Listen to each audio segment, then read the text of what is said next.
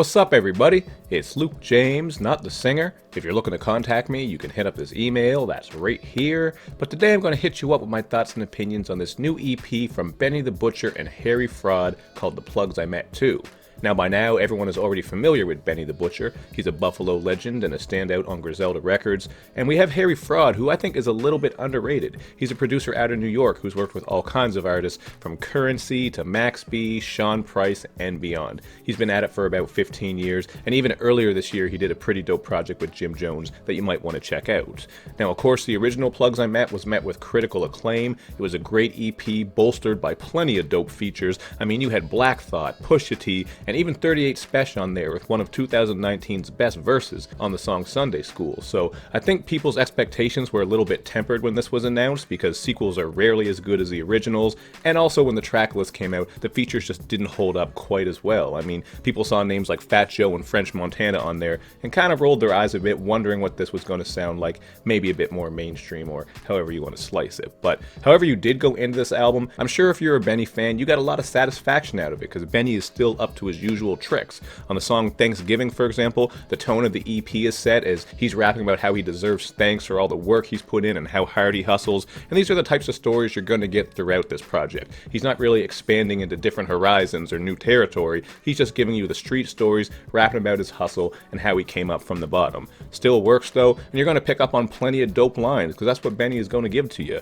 Like on the somber track No Instructions, where he boasts about having a gun that is so long it can do a drive-by for 2 blocks straight. I'm thinking about, maybe some shit out of Doom, like the Gatling gun. And then on Live By It, he's rapping all about the way of the gun. How you live by it, how you die by it, and there's certain laws that you gotta follow if you're gonna stay strapped. I especially like on this one when he has the opening bars that say, "Guns don't make you safe, but I'm strapped with mines. It's about awareness and your reaction time." I thought this was one of the standout tracks, and the beat also has a little bit of a late night vibe to it, so I really did appreciate it. And if I'm being honest with you, I think it's Harry Fraud's production that stole the show on this thing. Benny the Butcher is still coming through, as I mentioned earlier, but Harry Fraud has plenty of great beats. Even on Thanksgiving, which I mentioned earlier, you're getting this electric guitar that works really well with the strings and vocal samples, and the opening joint, Tony Met Sosa, has a blend of sax and strings that adds to a little bit of a groovy feel. I really like that one there, and it was one of my favorite tracks too.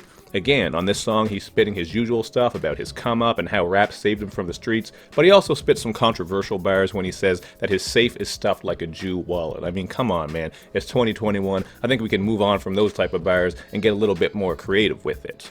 Another favorite track of mine, though, is Plug Talk with 2 Chainz, and this one has an angelic feel to it because of those luxurious strings and vocal chops throughout. Really liked Benny's flow on this. He had this bouncy style that works really well with what 2 Chainz was doing, and Chainz is coming through with the funny bars as he always does, as he spits, "I only care about me, I tell you happy birthday on the wrong day." That was just a funny line to me, because he's showing you he doesn't give a fuck, man. That's how cold he is. Your birthday is whenever he wants it to be.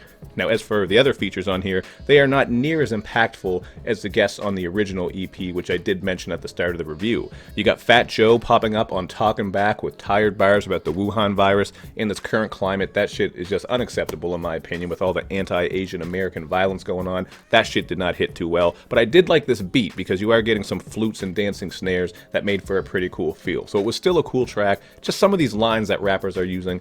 I'm not here to be the police and say what you can and can't say. I'm not that type of person, but sometimes you hear shit and you think to yourself, you could probably come up with something better to say there, and I felt that a couple times on here. But moving on, we also have Chinx on Overall, and this is one of those tracks that was decent. I just didn't find it to be very memorable, so I would probably put it as one of my least favorites. Then you get French Montana on Longevity with a very stiff flow, dry ass bars about how his pockets are poking like Kim ass, his garage is like Six Flags.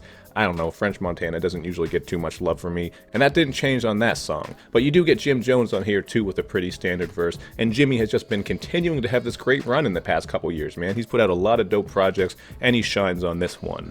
As for the other feature to talk about, we have Rick Hyde on Survivor's Remorse, and I thought this was a pretty cool track. This was one of the more thought-provoking, introspective ones, as Rick and Benny are rapping about how they feel a little bit of survivor's guilt, survivor's remorse, whatever you want to call it, because they've seen so many of their friends fall victim to death, the streets and negative things like that. So that was one of the more poignant tracks, and overall, man, I thought this was a dope project. I wouldn't say it's some of Benny's best work, but it's still good enough to get a 7.5 out of 10 for me.